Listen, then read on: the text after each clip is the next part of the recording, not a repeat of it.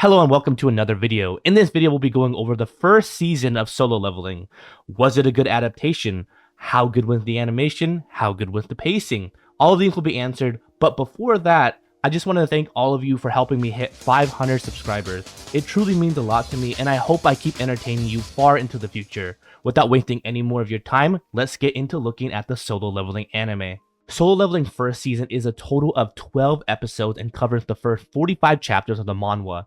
We will be going through the chapters first and then the episodes that cover those chapters. Let's start with chapter 1 through 3. The first chapter starts off with the ending of the double dungeon with Jinwoo about to die, then moving us into the introduction of Jinwoo as the weakest hunter ever, showing his motivation for being a hunter, using that money that he makes to pay the bill for his mother's medical expenses, seeing how everyone is treating him differently as a laughingstock, but he keeps pushing forward in order to do what he needs to do, regardless of the risk.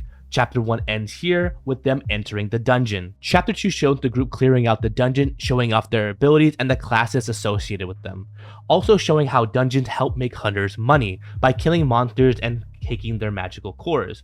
The group sees a double dungeon. Let me take out my notes really quick for this complicated explanation. A double dungeon is when there are two dungeons within a singular dungeon. I know that's a difficult concept to understand, but I'm glad to clear up the confusion.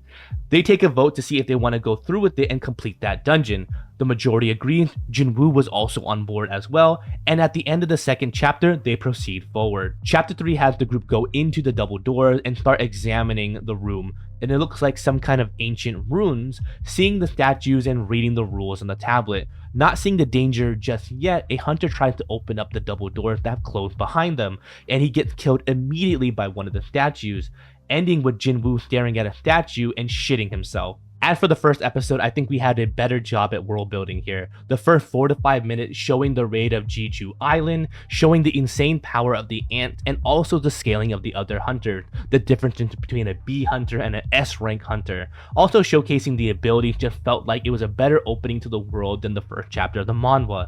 The first episode also shows the chairman and how he explains a little bit of magical chords and their importance on the current landscape of the world, showing just how important the jobs of hunters are in keeping the world moving along. We also get to see other things within this episode, like Junho being graded as a hunter, Jung-eun trying to recruit people into his guild, and Cha Hae-in just flexing off her skills on a purse snatcher. We also get to see a little presentation about being a hunter from the chairman about newly awakened hunters. The episode plays out nearly the same and it ends with the statue shooting its eye laser at the group and Jinwoo feeling like he and the group are going to die. Now back to the manhwa. Chapter 4 kind of bleeds into the first episode with the laser eyes. The group tries to figure out the riddle of the room and survive, and that is mostly really what happens for the entirety of the chapter. Chapter 5 starts out showing the vast differences in the ranks of the hunters. Everyone is starting to panic. One hunter is trying to use his speed to get out of the doors, but is killed instantly, leaving behind the only thing he was proud of, his feet. Jinwoo continues to try to solve the room puzzle without losing any more people. In chapter 6, Jinwoo tries to test his theory out about people being a certain height before being attacked, then having everyone bow to the statue, completing the first step in worshipping the Lord. Then they are treated to the iconic sinister smile of the statue. I'm going to be honest right now, if I saw this, I would shit myself completely, emptying my bowels at that singular moment. Then I proceed to cry my eyes out. The statue starts to get up and steps on one of the hunters. Chapter 7 has more hunters getting killed, and Jinwoo starts to understand what praising the Lord means, having the group members stand up to the statues with instruments. Jinwoo is the last person to make it, but not without losing a leg. Chapter 8. The rest of the group is able to complete the task and the healer is overextending herself, so Jinwoo can't be properly healed. The altar pops up and it's time to prove your faith. They argue about who gets to be sacrificed at the altar. The flame starts to form as more and more hunters enter the altar. The doors behind them start opening up and the statues start moving forward towards the hunters. Chapter 9. The hunters start getting scared and slowly leave the circle for the exit. They end up only having 3 hunters left, with more blue flames start to disappear. They needed more people to stare at the statues to stop them from moving forward in order for all of them to get out alive. Yet, we just got pussy boys running away. Chapter 10. The remaining hunters come up with a plan to have 2 of them leave and 1 stay. Jinwoo can't walk, so he is the one to stay, and the other 2 hunters leave. Then Jinwoo gets so brutally beaten up, it is kinda insane, begging for his life and a second chance as he's thrown around and bleeding. He gets the notification for his second chance, and the chapter ends there. Now we go to episode 2. We get a little bit more background about when the gate started showing up 10 years ago, also seeing Jinwoo's sister at school, really getting more characters introduced. Everything plays out the same and the manga up to this point. We also get to see Jinwoo's mother being visited by her sister during the day. We get to see scenes where Jinwoo is the only one left. I think the anime did this scene way better. The screams of pain, the gore, and the anger he feels. It's just an insane roller coaster of emotion that really showed the brutality of this world and how unfair of a position he is currently in. Back to the manhwa. Chapter 11. Jinwoo wakes up in the hospital and is greeted by 2 hunters believing that he had undergone a second awakening. I guess they read their power level again one more time and it seems like it's exactly the same as it was before. He sees a system notification but only notices that it only is shown to him.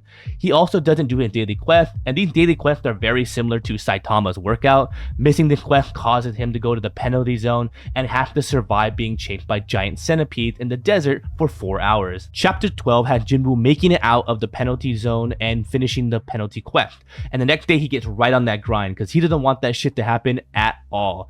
After completing the daily quest, he is able to see the reward that he earned and put stat points into his personal stats. He leaves the hospital to use the dungeon key, and when he enters he is locked inside and he has to complete it before leaving. Chapter 13. Jinwoo is confronted by a wolf with a metal jaw. After learning that he has newfound strength, he is able to beat the wolf, but without a second to really be happy, he's confronted by 2 more wolves and continues to keep fighting. Now, back to the anime. Episode 3 starts off with Jinwoo being greeted by Jincho and Kang, who wasn't present during the manga portion of this time. They do a retest on him to see if he has actually reawakened, and again it is no. The main difference here is we get to see other moving parts and other characters doing what they do in this world as Jinwoo is discovering his powers. Along with gates being randomly open, Jinwoo goes through his penalty, but the main difference here is when he's in his penalty zone, the nurses are really looking for him rather than him just disappearing on his own. The next morning we get to see the healer from the double dungeon and her really struggling to become a hunter again. Very good way of focusing the show not solely on Jinwoo. She also tries to visit Jinwoo in the hospital, but after seeing him working out, decides not to. A little more explanation goes into the notification screen and the stat points, also just how crazy he looks talking to the screens. The anime shows how he obtains the key and a bunch of background information on his mother's condition, the eternal sleep disease, which I think is way better done here than in the manhwa. You get to understand Jinwoo's helplessness and why he pushes himself so much harder. Also, we get to see when he finally awakens as a hunter. Jinwoo arrives at the station where his dungeon key needs to be used and he enters. He also has a knife with him in the anime rather than just him himself. He gets jumped by goblins and has to fight them off. He struggles at first but notices that he can kill them, gaining confidence in himself just for a metal jaw wolf to break his knife. The episode ends there. Again, back to the manhwa. Chapter 14 has the wolf retreat and Jinwoo starts picking up items from the wolf that he has killed, using the selling feature within the system. Then he gets jumped by a bunch more wolves. He charges into battle, constantly leveling up as he kills them. After he kills a pack of wolves, more spawn lying in wait. He kills the second pack of wolves and earns the title Wolf Slayer. Chapter 15. He goes through the dungeon killing more and more enemies, growing stronger. Seeing the color of their names start to change as he levels up more. Seeing that his level isn't changing that much and his sword is becoming more and more dull, he looks for the dungeon boss. He gets attacked by the dungeon boss and is revealed to be a giant serpent. With a surprise attack, Jinwoo's sword is completely shattered. Chapter 16. Jinwoo begins to fight the serpent and is struggling to break past its scale with his broken sword. Thinking that he is still weak, he continues to push forward with his newfound strength, reflecting on everything that made him feel helpless and weak. After dodging an attack, Jinwoo grabs onto the serpent, squeezing it as hard as he can as the serpent tries to knock him off like a rodeo. Jinwoo keeps up the pressure, keeps crushing the serpent's neck more and more, adding more pressure to every squeeze. We get a little dialogue at the hospital with a doctor and a nurse about the injuries and jobs of hunters. Then we come back to Jinwoo and the dead body of the serpent at his feet. Chapter 17. After defeating the serpent, Jinwoo is rewarded a sick new dagger. Then he's able to leave the dungeon. As he comes out of the dungeon, he notices that there's a portal that expired and the boss of the gate has come out. Hunters are trying to handle it, but it looks like the healer from the double dungeon is still spacing out and having a hard time helping in raid. Jinwoo sees that he can help this and throws his dull, broken sword at the golem boss, allowing the hunter to finish it off. Now, back to the anime. Episode 4 starts with Jinwoo encountering the first wolf. After boxing a little bit, he takes out his sword from his inventory and kills the wolf. 2 more wolves emerge and he takes care of them while one runs away. He does do the stat points and sell his items just like the manhwa. The wolf comes back with a few more friends for him to fight. After defeating them, he proceeds forward. We are also made aware that the gate had broken and the monsters are starting to come out. We see Jinwoo defeat other monsters like monkeys and panthers that is also seen in the manhwa as well. Jinwoo finally encounters the serpent and the fight begins. There's a nice little underwater scene that is added here and is really nicely animated. He grabs onto the serpent and squeezes, but holy shit do I have to say, the voice acting goes so fucking hard. The guttural scream and the heaviness of his words really elevate this scene. He beats the serpent and is able to leave. After he leaves, he sees the hunter struggling with that boss. Jinwoo gives them the opening they needed by throwing his dull sword at the boss, allowing them to finish it off. We run it back to the manhwa, chapter 18. We have a completely shredded Jinwoo. I mean, oh my god, man. This guy gonna make me play for the other team, if you know what I mean. His sister begins to notice his physical changes, like his height and muscles. We also see him go over his stats and find the best way to spec his points. He tries his best to make money, but not give away that he has undergone a second awakening. So he joins a raid without a healer and meets Jin Ho. They are made aware of their roles and go into the dungeon. Now to chapter 19. Just before they step in, Jinwoo is making observations about the other hunters and also noting that Jin Ho is all new to this. They enter the dungeon and are ambushed by a bunch of insects. They make easy work out of them with well-coordinated movements and attacks. Jinwoo is starting to have a bad feeling about the other raid members and warns Jin Ho. Chapter 20. Jinwoo is trying to understand why he has such a bad feeling. They finally come into the boss room, and to those who have arachnophobia, you might want to look away. The room has so many mana crystals, and Jin Ho points out that Jinwoo's contract doesn't include mind crystals. Yet they notice that the dungeon boss is sleeping and they want to deal with it after transporting all the mana crystals. The raid team makes an excuse to leave only Jinwoo and Jin Ho in the boss room and trap them in the boss room on their way out. Now back to the anime. Episode 5 starts off with all the nurses complimenting Jinwoo's body amongst themselves, and let's be honest, who can blame them? We get a news interview with an S-rank hunter asking what he does when he isn't clearing dungeons. He states that he's training to hone in his skills to not lose his combat sense. It plays out similarly to the manhwa up to this point, with Jinwoo going over the stats and making his way to the raid. They enter the dungeon and get attacked by the same insects. We get a quick scene of an S-rank guildmaster training, which is really nice to see, more fleshing out of characters and the world. They make it to the boss room and trap Jinwoo and Jin Ho in the room. The boss awakens and Jinwoo prepares to fight. Now we move back to the manhwa with chapter 21. The episode ends a little bit into chapter 21, so we'll begin with the boss being awakened. It shows the other raid hunters just chilling outside, waiting for the boss to finish off the 2 weak hunters. Jinwoo springs into action, engaging the boss spider, getting a few hits in, and Jin Ho is just shocked in the whole events that are playing out in front of him. Chapter 22. Jinwoo continues to fight the spider and sees that he needs to land deeper cuts onto the spider to do more damage. Jin Ho starts to believe that Jinwoo is a false ranker and comes to the conclusion that Jinwoo might end up killing him. Jinwoo starts to feel fatigue from the fight and needs to exploit the weak points in order to finish off the fight fast. Unable to finish off the spider, he is hit into the ground. Luckily, he's able to use the status recovery he saved to launch a final fury of blows to bring down the spider. Jin Ho quickly tries to get on Jinwoo's good side, not knowing that Jinwoo had no intention of killing him. The hunters that have trapped them in the boss room finally come back into the boss room. Chapter 23. They're trying to figure out how Jin Ho and Jinwoo are still alive and if they were able to beat the spider boss because Jin Ho's equipment. They state that they know who Jin Ho is and how important his father is. They give Jin Ho an ultimatum to kill Jinwoo and he be allowed to join the group, or they are both killed. Yet, unexpected to Jinwoo, Jin Ho takes his side and to protect Jinwoo. I think he might be knowing that Jinwoo is stronger, or he truly believes that this is the right thing to do. Jinwoo has a quest that pops up, but it is hit with a fireball at the same time, sending him flying back. He gets back up, remembering how weak he once was and needs to grow stronger and survive.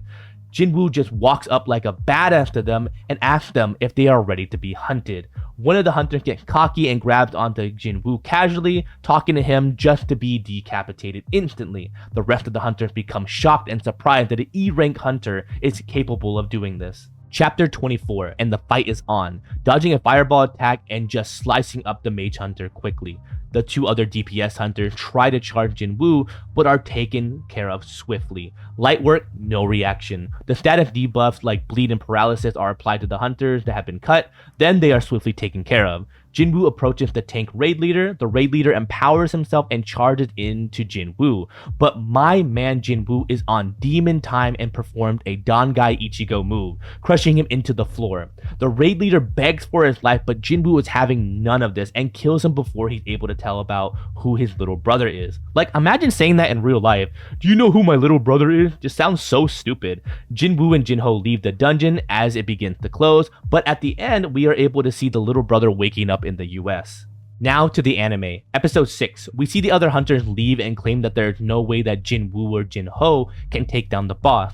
Jinwoo and Jinho are in front of the boss ready to fight. Jinwoo reflects on the other bosses that he has fought up to this point and thinks that he is able to stand his ground against a C-rank boss. He begins his assault on the spider, then we get a cutaway of the chairman and Jinko talking and asking if the chairman can give him some guidance or training. We go back to the spider fight where Jinwoo is trying to find a weak spot on the spider. Fatigue hits him, but he's able to use a full recovery just in time, brushing the spider's eyes, ending the fight there. Jinho does his best to help out Jinwoo, but they're interrupted by the hunters returning. No explosion in the anime like the manhwa. We get another cutaway of the chairman and Jinko sparring, with the chairman having a serious advantage over him. They reiterate that you can't change your rank, but you can hone in your skills with training. Back to the dungeon we go. In the anime, they took out the inner monologue that Jinwoo had when Jinho was making his decision on who to side with, which I think is a little bit of a loss of character development, but we go on.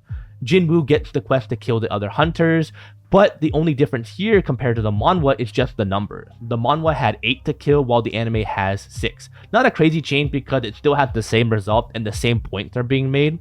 After Jinwoo is hit with a fireball, we cut away to 3 characters talking about the work that they do for other guilds, saying that the A-rank training is just something else, saying that Miss Cha is insanely strong, which I'm always for because it really helped build the world even though it is slowly. We cut back to Jinwoo, where I have to say the voice acting at this part where he is reflecting on his life is just so good.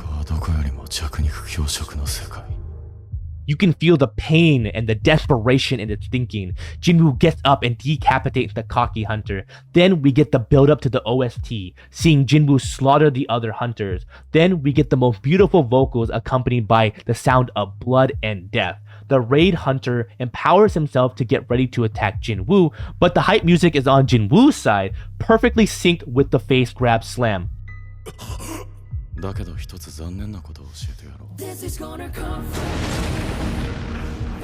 Oh my god, was it beautiful. He kills the raid leader and the dungeon starts to close. We are able to see what happens at the end after seeing them report what happened during the raid, seeing that Jinho is taking all the credit to hide the truth about Jinwoo. We also get to see the brother of the raid leader right at the end, but with no dialogue in comparison to the manhwa. I do want to mention that the order in which some of the hunters died were a little different, like the mage not being the first to die, but only really wish that they kept a few badass lines in there. Now back to the manhwa. Chapter 25, we come back to the discussion of the report of that dungeon that Jinho and Jinwoo were in, bringing a lot more eyes on Jinwoo might having a second awakening. We have Jinwoo trying to get drunk, but the buff that he has is cleansing all the alcohol out of his system before he can feel any buzz. He tries to test his resistance by drinking the snake poison that he got from defeating it. Jinho calls a meeting with Jinwoo and explains his plan on asking him to help him out with 19 more dungeon runs. Jinho wants to become a guild master. Jinwoo refuses the offer at first, but is later shown the entire offer. Chapter 26, we get Jinwoo exercising with his sister. Jinwoo asked what she would do with 3 billion won. That's a little over 2 million in USD. We go back and we see that the offer that was made to Jinwoo from Jinho. Jinwoo agrees, but he has terms that they only do it alone. They will pay hunters to fulfill the headcount and clear the dungeon out themselves. Back to the present, it looks like Jinwoo notices that he can go over his daily requirements. He tries to double all of the requirements. We also see Dong-sun plotting his brother's revenge. Jinwoo gets a key for his double requirement daily quest and begins by entering. Seeing the burning landscape, he sees who he must fight: a three-headed hellhound. Chapter 27, Jinwoo begins his assault on the beast, but it looks like he is doing nothing, even with all his buffs active. Jinwoo begins to think that this is an S-rank boss and starts getting rocked. He's literally getting pushed back and his HP is taking a nosedive like a Bower plane. He uses a full recovery and keeps fighting and is able to land a killing blow. Seeing the doorway to the castle, Jinwoo thinks that he shouldn't enter because he will be killed. He'll return once he becomes stronger. We get a cutaway of someone being offered 20 billion won to carry out a hit. Now back to the anime. Episode 7, the main difference here is that there are more thoughts alluding to the killing of the hunters, over just him trying to get drunk. He doesn't down the snake poison in his bedroom in this part. Jinho calls for a meeting and everything plays out similarly, but I do have to say the humor is taken out of the instant rejection, which I thought was cute when I first read it. It gives Jinho a little bit more personality. Also in the interaction, Jinwoo doesn't accept the offer at first, unlike the manhwa, where everything is just one flashback. We get a cutaway of the hunter plotting his revenge on Jinwoo and Jinho. Jinwoo does his double requirement for his dailies and is shown obtaining the key, and that the ingredient to create the elixir of life is found within the Demon King's castle. Jinwoo enters the dungeon, but this fight is so more drawn out. Jinwoo loses an arm. Even after using his total recovery, he doesn't kill the boss right away. He keeps being thrown around and beaten near to death. He retreats, and this is where he actually drinks the snake juice in order to help him recover, but the boss is not letting up at all. We see the buffs of the boss wear off, seeing all the damage come back to the boss. Jinwoo is stuck in the monster's mouth and blood is kinda crazy, but he doesn't stop there. He aggressively stabs the beast's eyes, and even though he's being clenched in its teeth, after beating it, he barely comes out alive, and he gets the crafting recipe for the elixir of life right at the end. Back to the manhwa. Chapter 28, we see Mr. Song adapting to his new life and being called to a dungeon. He runs into Jinwoo and they catch up a little bit. They regroup with all the other people that survived the double dungeon. Before they can really catch up, they see the inmate hunters coming out of a van who are going to be a part of the raid team, and the inmates are being escorted by a B-rank hunter. They all enter the dungeon. Oddly enough, this is where we go back to the anime. Episode 8 has a lot of changes. Jinwoo is with his mother again, discussing about getting stronger and obtaining the elixir pieces. Jinwoo goes back to Jinho to accept his offer, but repeats the conditions similar to the manhwa.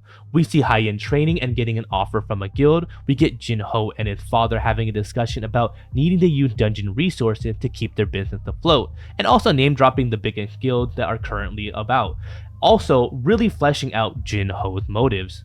Jinwoo gets a call for a dungeon and accepts it. There's a little bit more of the surviving hunters' lives, and it really helps us understand how they're handling their experiences. I love fleshing out characters when you can, and I welcome these new moments. We get a little bit more of Jeju Island, and we give a little bit more backstory on other hunters. I know this is solo leveling and Jinwoo is the main character, but giving room to breathe and fleshing out other side characters is always good, especially when it helps with the world building and subplot. We also get the setup to return to the island as well. We get more with Jinwoo's sister and their interactions, really showing a close person to Jinwoo, noticing more and more changes that aren't just physical. The rest of the episode plays out the same, but just a little bit more dialogue between the characters. Back to the manhwa. Chapter 29. We have the group go in and witness just how strong the inmates are. Everyone is looking at Jinwoo, amazed by his transformation physically and combat-wise. The group splits up into 3 groups in trying to clear the dungeon. The B-rank hunter gives a speech to the inmates before showing them 100 goblins behind him. We see Mr. Kim talk about after the raid he wants to apologize to Jinwoo. He proceeds forward and he is left with an utter shock on his face. Chapter 30. We see Kong, the B-rank hunter, killing the inmates. Kong then turns his attention to the hunters. Jinwoo hears them scream and he begins running to their location. Jinwoo stops Kong's surprise attack, and it is revealed that Mr. Kim is on the verge of death. With his dying breath, Mr. Kim apologizes to Jinwoo and passes on. Mr. Song steps up to protect the remaining member because he thinks he is the only one that is able to take on Kong. Chapter 31. Mr. Song and Kong clash. Mr. Song looks like he has landed a clean blow on Kang, but it seems like he is just toying with his prey, just outclassing Mr. Song in every way. In a last effort, Mr. Song tries to land a surprising fire spell, but Kang is just way too strong. Before Kang can land the killing blow, Jinwoo blocks it and begins to fight Kang. Kang tells everyone that there's no way Jinwoo is an E-rank hunter and he must have reawoken. Chapter 32. Kang expresses why he kills, not to be noble but because he just wants to. Even though he was offered money to get revenge, he just enjoys killing humans. Kang and Jinwoo begin to clash, both going so fast. Kang is able to trick Jinwoo's attention away and land a clean blow, but to little effect. The system gives Jinwoo the quest to kill Kang. Chapter 33. They clash again, but it seems like Jinwoo is pushing back Kang, landing the first clean hit on his face and applying the bleed effect. Kang stops the bleeding and disappears and attacks Jinwoo. His tendon is cut and he needs strong healing magic right away. Kang starts to get cocky, but Jinwoo uses status recovery to instantly heal himself. Jinwoo is able to see through Kang's skill. Kang states that he'll release his full power, but Jinwoo is blocking it like nothing. Jinwoo uses Bloodlust, freezing Kang in place, allowing him to stab his heart. Also, look how badass this panel is. Chapter 34. Kang lies there bleeding but questioning how Jinwoo was able to use all these abilities from different classes. It's kind of cool to see how in Kang's dying breath, he is just hyping up Jinwoo's potential. Jinwoo obtains the stealth room off of Kang's body. Jinwoo notices that one of the inmates is still alive, but his vocal cords have been cut. He drags him into the boss room to be killed by the mob of goblins. Jin Chul comes to check out the current situation, and Jinwoo notices that he is much stronger than Kang. Jin Chul asks who killed Kang, and Mr. Sung jumps in saying that he did, knowing that Jinwoo is trying to hide his abilities. Jin Chul warns Jinwoo about the S-rank hunter seeking revenge for his brother's death. Now we go back to the anime. Episode 9. The beginning plays out the same. They enter the dungeon, the inmates are killed by Kang, and so is Mr. Kim. I do think Mr. Kim's apology and death wasn't as emotional as it was in the manhwa. Kang is reviewing information that he knows because he was present during Jinwoo's reevaluation, which wasn't in the manhwa and it was just a whole different person. We also get to see a more fleshed out and dynamic fight between the two. After the system gives Jinwoo his quest, we get a little Goku warm-up scene. I'm just saying this. If someone does a Goku warm-up routine, I'm just giving them a win there. That is someone I just don't want to fuck with. Jinwoo's murderous intent was done so well too. The mute colors and the emphasis on how strong it is was just so beautiful. Kang is killed and Jinwoo goes to clear the dungeon. I really wish they kept the scene with the inmate in here. I really think it emphasizes himself losing himself to the darkness, and it was just really badass. The large part of the episode at the end plays out the same, but they leave out the warning during the end of the episode. Back to the manhwa. Chapter 35. It opens with Jinwoo and Ju-hee talking about their past together. She reveals that she is retiring from being a hunter, and I'm gonna be honest here, it is completely valid. She just gets so unlucky and knows that she may become a burden due to how scared she becomes. We cut away to Jinwoo and his new raid team. Jinho is really cute here, look at that armor. Jinwoo pushes him over like a turtle on his back, pretty cute and pretty funny. They enter in and we get to see the raid team discussing their concerns and disbelief that they are going to be making money this easily. They come out and it's just funny to see all of the raid team faces figure out that they might make 9 million won each in one day.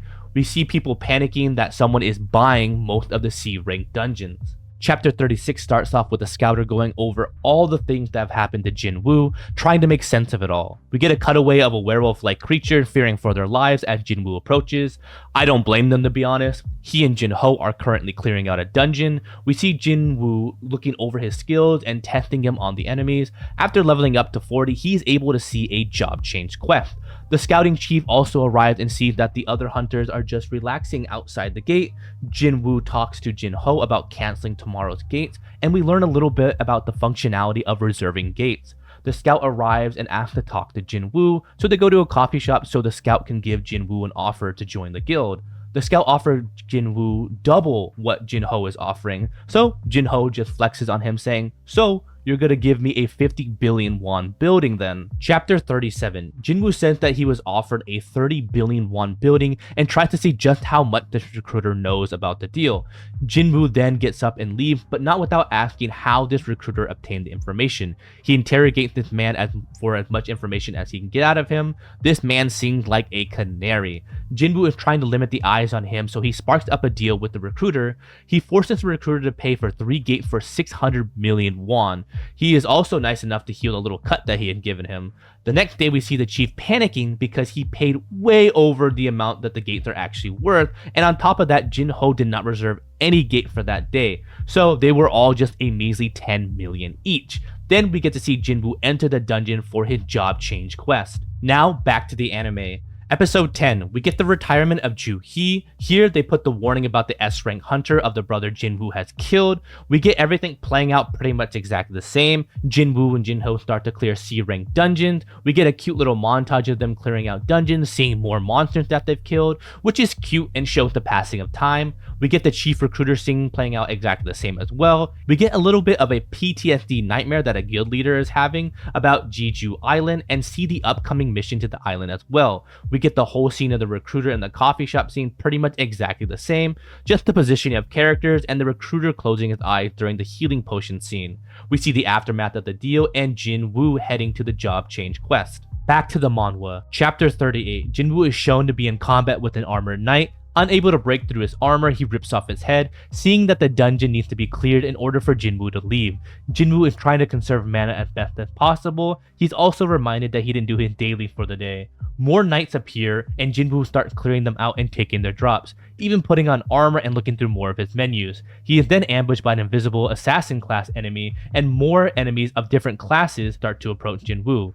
Jinwoo tries to rest, but a ranger class enemy attacks him right away. He clears out those enemies and puts on more gear. Now he enters the boss room and meets who he will be fighting. Chapter 39. We revealed the name of this boss. Blood Red Commander Igris. Igris is just a powerhouse pushing back Jinwoo. Since he can't penetrate Igris' armor, he goes hands mode. Igris does the same by dropping everything he has, and he is ready to throw hands just like Jinwoo.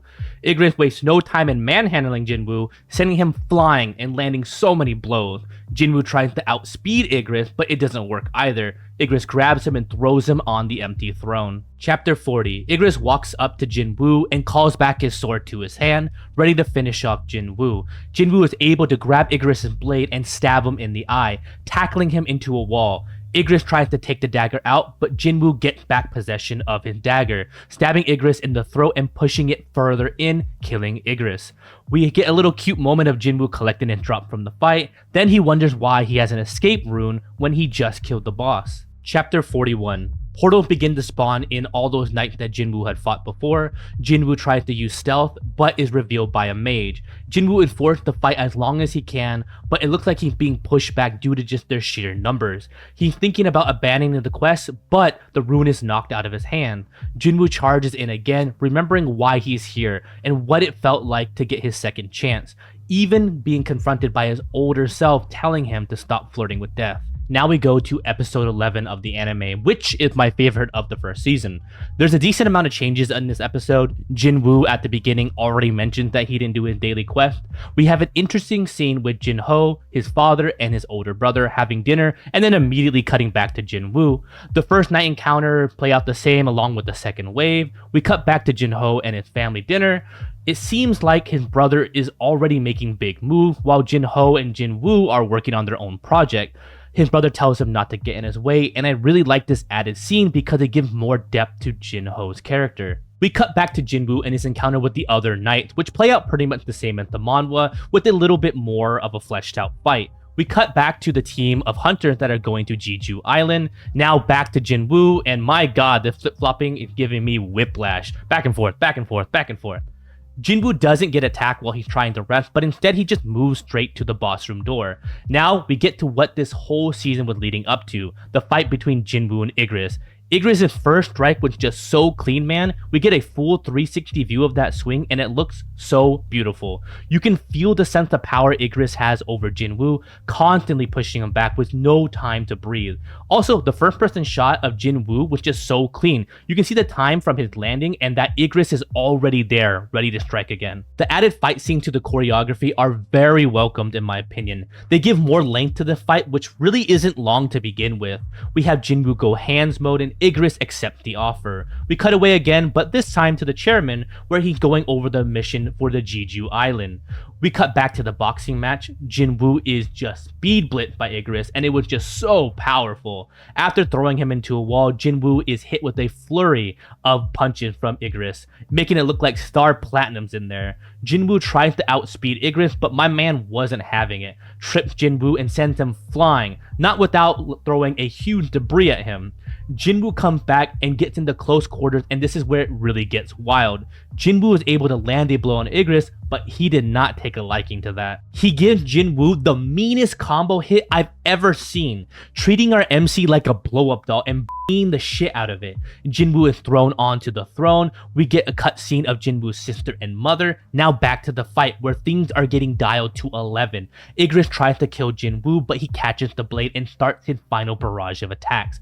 The voice acting here is just superb. The music inspiring, the animation powerful. When Jinwoo lands the stab on Igris' throat, the animation changes. My god, this was so hype, and with that, Igris is slain. We don't get the cute scene where he gets his loot, sadly. The portals start to spawn and the night started coming through. We get a little cut back to the Jeju Island raid team again, but then we go back to Jinwoo, and the episode ends with Night charging Jinwoo. Back to the manhwa. Chapter 42. Jinwoo's older self begins to taunt him, telling him that he will always be who he is, regardless of how strong he becomes. Jinwoo is pinned down, and we're shown a scene that looks like Jinho along with Jinwoo's mother and sister dead. As one of the knights try to kill Jinwoo, he is teleported into the penalty zone due to not completing his daily quest.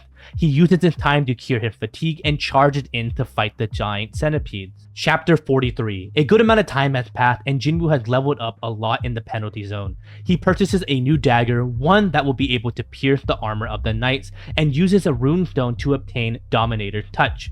Jinwoo returns to the room filled with knights and begins killing them. Jinwoo starts to notice that the mages are the ones that are summoning the knights, so he puts all his focus and attention on them. Chapter 44. Jinwoo starts killing the remaining mages and flexes his new abilities.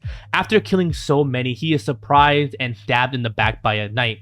He kills another mage, and then after seeing the last 3 mages combining their power to summon a giant golem, Jinwoo uses his chance to kill the remaining mages and finishes the challenge. The system analyzes his performance and gives him his job, but he is shocked by the result. Chapter 45. It is shown what job he had gotten, and it's a necromancer. He is worried due to him not putting any real stats into intellect. He refuses it at first, but the system tells him it's a hidden class. He finally accepts the offer, but due to his performance, he jumps from Necromancer to Shadow Lord and is told to put in a word for a command. And of course, it's the famous Arise. The knights now have become his shadows, and he sees that he has a 30 summon limit, but he can only save 20 as well. He turns his focus to Igris and attempts to summon him 3 times. The first 2 times fail, but with the last one, he successfully summons Igris. I love that Jinwoo thinks that Blood Red Igris is a little bit too edgy and just gives him the name Igris. Also, this Igris panel is just so clean. He looks so cool as a shadow, and this is where the manhwa would stop in relation to the anime. Now for the final episode of the anime. Jinwoo is being overwhelmed by the knights, and it really shows the damage that Jinwoo has undergone during the fight. They did a really good job with the whole inner monologue as well. It has so much dread and condescending tones in all of the voices. We get a cutaway to the chairman again discussing the Jeju Island raid. Back to Jinwoo in his older self. It's a lot more creepy and it gives me a lot of inner hollow vibe. Jinwoo is transported to the penalty zone and everything plays out the same. Just the centipede fight is really cut short, which is fine because it really wasn't important to show anyway. Also, the name of the ability is Ruler's Hand, which I think has a nicer ring to it. We get to see the raid team again in the chopper heading to Jeju Island, but they see something in the water. Back to Jinwoo fighting the knights, and everything pretty much plays out similarly to the manhwa. The only major change here is that the golem stayed alive a little bit longer after the death of the mages, and the fight was extended a little bit more. We get a scene right after with Jinwoo accept the job, with the chairman talking about how the raid team should have landed at the island by now. The animation for when he gets his Shadow Monarch powers is just beautiful. Then he tries to summon Igris, but we get a scene where the chairman is stating that hunters can't grow stronger and need to gather new allies, which is exactly what Jinwoo is doing, getting allies. Man, the Arise scene was beautiful. We get the hype music, we get the foreshadowing from the chairman. It was great. Igris and Kate bursting out of his back was just majestic. We finish off the episode with the current Jeju raid team finding a flying ant's body, which is setting up for the next season. So that concludes all the recapping and all the differences I felt like needed to point out when it comes to the big question. Is Solo Leveling a good adaptation? Let's break down the anime and see if it really is. We'll look at the pacing, the animation, the sound design, the voice acting, and the faithfulness to the original source material. Pacing. The anime covered a lot of material, 45 chapters, but also included other parts of the manhwa, allowing other characters time to shine, which is really needed because in the manhwa, the beginning part was mainly focused on Jinwoo alone. I do think there are a few issues with the pacing though. I feel like the order in which other characters are shown really comes across as forced. For example, having Jinwoo do a task and have it broken up into other scenes is fine, but when you keep going back and forth between side characters to main characters, it feels like a lot of mental whiplash. Give these scenes more time to breathe. Episode 8 is a great example of that, where you get these added scenes that have room to breathe, understanding the side characters in an organic flow without feeling like it's just there to break away. I do want to compare another manhwa anime that I watched and kind of compare the pacing there. God of High School was such a fun anime to watch, but my lord was the pacing all over the place. I had no idea of the power system, the scaling the characters, and the plot at all. Like there was a scene where a guy was shooting so many different abilities and weapons at a falling sword. I was so confused and I was told that they tried to fit so much in so little time. Even though it was such a great watch during the time, I hated the pacing. And the only other manhwa anime I watched was Tower of God, and I absolutely hated the anime, and I will not further elaborate on this at all. Overall, the pacing of Solo Leveling is very good for the amount of material that is being covered, and it's very digestible at its pace. I give it a 8 out of 10 in pacing. Sound design. I'm putting all the sounds and music choices under this. I enjoyed the sound of the menus opening up. It really captures the of a video game feel. The sounds of confirming, the screens opening up reminded me a lot about Dead Space. The impact sounds and the abilities were great overall. I do have to say for episode 6, it was such a wonderful experience to add that OST. It gave it so much of an elevation in that scene. It gave it more of a dramatic take. I know it was already a hype moment to begin with, but giving it that OST just elevated it even more. And I'm not claiming I'm an expert at this at all, so I'm just gonna leave it at that, and I'll give it an 8 out of 10 in sound design. Voice acting. So, for the side characters, I really don't have anything too special to say. I mean, they're good, don't get me wrong, but Jinwoo's voice actor killed it. From the battle with the snake to the battle of Igris was just unbelievable. The sheer emotion with each scream was powerful, and you get a sense of desperation in the character, which fits very well. When Jinwoo fights Igris and is able to land a surprise attack on him, I can feel every ounce of that character's being. Now, I want to address the drama of the Arise moment in the sub. I have zero issue with it, and I don't think it was ruined. Due to reading manga or manhwa, we all get different perspectives on what a character sounds like or what an attack sounds like. So reading into the Arise in the manhwa at this moment, it just looks like a statement, not a booming command. I think it's fine, but where we have the dub, oh my god, it was so good. Alex Lay does such a great job, and the echoing of the Arise really gives that extra boost to give it a shadowy dark undertone of the command. So for the voice acting of the sub, I give it a solid 7 out of 10, and hell, for the dub, I give it a 9 out of 10. Faithfulness. How faithful is this anime to the manhwa? I'd give it 100% due to the information shown. It's exactly like the manhwa with a little bit of changes. I touched on a lot of the changes in the review, but what I didn't state is I think the anime did it better than the manhwa. When reading through the manhwa, it focused so much on Jinwoo and Jinwoo alone, we barely get any information or screen time of the other hunters. I loved how the anime was able to bring material not yet shown in the manhwa to the forefront, like having Jeju Island as the main starting point to show off S-rank hunters and their cool abilities. Showing how other hunters live their lives is not significant to the plot overall, but it is a nice way to understand how characters function to better understand how they would react in a certain situation. We also get more fleshed out side characters in episode 8, so the weight of episode 9 hits a little harder. We also have prolonged fights that really help and show the struggle of Jinwoo in his fights. It isn't as easy as it looks, and it gives a good overcoming feeling when Jinwoo finally defeats an enemy he's been struggling with. If I do have to make one big complaint, and it was something that was bothering me through my entire watch, is the humor isn't there. Jinho is a lot of the comedic relief in the story, but it's mostly turned into just serious moments. Even Jinwoo has some funny moments here and there, and they were cut out. I know everything doesn't have to be Marvel jokes thrown all over the place, but I feel like the comedic moments amongst the shadows are very important, and it has me worried about them being written out later on down the line. Jinho in the anime really isn't funny, mostly serious, and I think his comedy makes him very charming. I wish that they have some of these elements more sprinkled along throughout the anime, so overall, I think I give it an 8 out of 10. Animation. This topic I feel like is very divisive for anime viewers. Everyone has their own opinion on what makes good animation. I think good animation is attention to detail and fluidness. For example, Firen, the hair and the clothing in the animation is just top tier. Every fiber, every strand of hair had its purpose.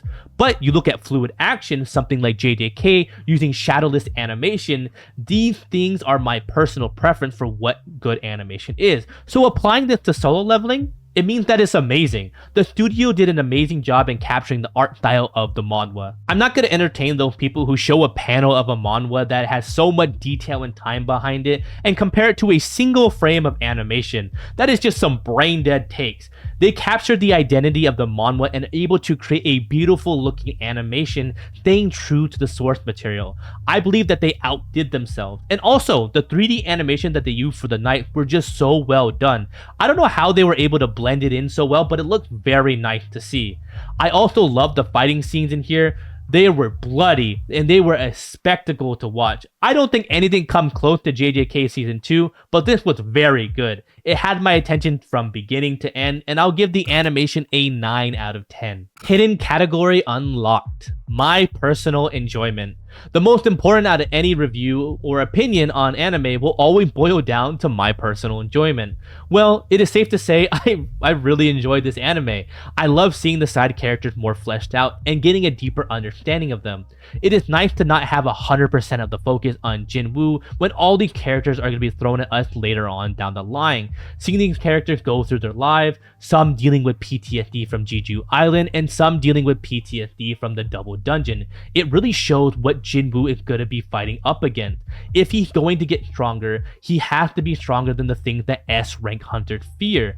I am a sucker for overpowered characters dog walking enemies, but something about seeing someone struggle, then flex, then struggle some more, and flex even more afterward is just so much fun. It's a fun power fantasy that captivates me with epic moments and epic fights. I recommend this to new viewers and old viewers as well. It isn't the greatest story ever told, but it's one hell of a story nonetheless. So it is safe to say that I enjoyed the shit out of this anime, and I'm going to be looking forward to Season 2. And now we come to a close. Hey, thank you very much for making it to the end of this video. It means the world to me. I know this is a long video, and trust me, my editor told me that this is the longest video that I have ever attempted to do so thank you for being patient with me. I really appreciate it. If you would leave a like and subscribe, but only if you feel like I've earned it. Let's reach the next milestone of 1,000 subscribers. One last thing, I want to thank you one more time for watching the video. I have been your bestest bro, and I'll see you when I see you.